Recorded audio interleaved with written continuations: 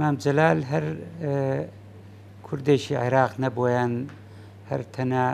سکرتێری یەکێتی نیشتیمانی کوردستان نەبووە، بەڵکو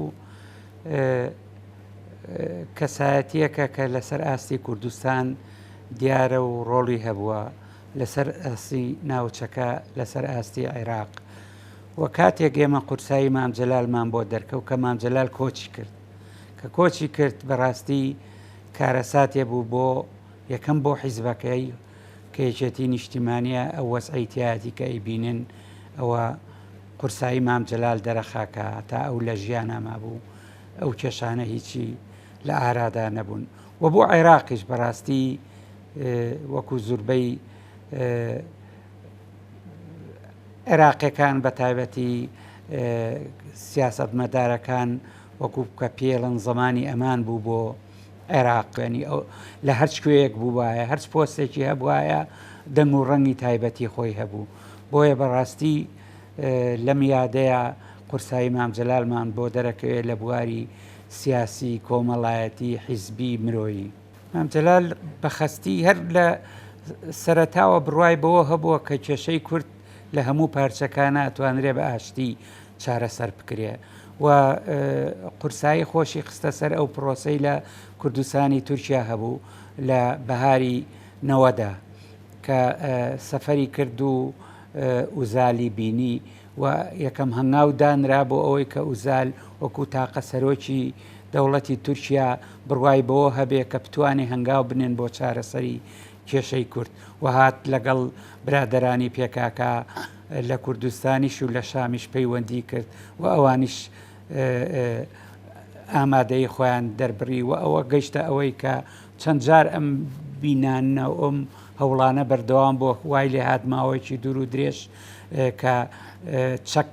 بێدەنگ بێ لە بینی هەردوو لاکانە بۆ ئەوەی چارەسەرێک. بەڵام ئەو گۆڕانانەی کە بەڕاستی لە تورکیا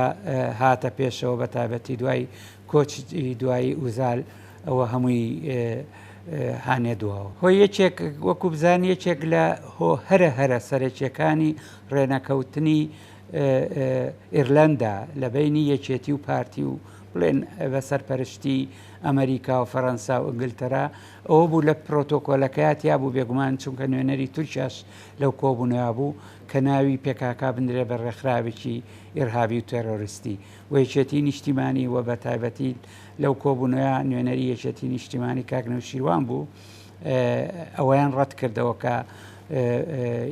پێکاکە ڕێکخراوێکی تێرۆریستی نییە بەڵکو ڕێکخراوێکی سیاسیە. بێگومان مام جەلال لەوە گەشت بوو کە بەڕاستی نوێنەری کوردی تورکیا ئەوانن کە لە شاخن ئەنی و تۆ ناتوانی بە هێزێکی سیاسی جەماوەری گەورە بڵێ ڕێکخراوێکی تێرۆریستی وەکو وایە جاران زۆر کەس بە ڕێکخراوی ڕزگاری خوازی فەلاستەنیان ئەوت یان کە فەتح پێڵن ڕێکخراوێکی تێرۆریستی. ئەمە بێگومان دوورە لە واقع و ئەمە تعبیرێکی شۆڤینیانەی هینەکەواتە بێ هەموو ڕێکخراوێکی ڕزگاری خوازی دنیا تێرۆریست بێ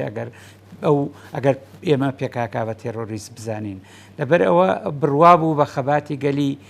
کورد لە کوردستانی تورکیا و بڕوا بوو بەوەی کە پێکاکا لەو قۆناغەدا ئاوێنەی و خواست و ویستی گەلی کورد بووە. لەبەرەوە خواست و ویستی گەلی کورد بە ناتوانانی پێی بڵێ بە ڕێگەی ئیرهابی هین بکرێت.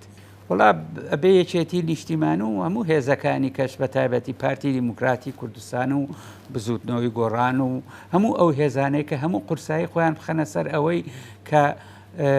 هەوڵ بن کێشەی کورد لە کوردستانی تورکیا بە ئاشتیانە چارەسەر بکەنەوە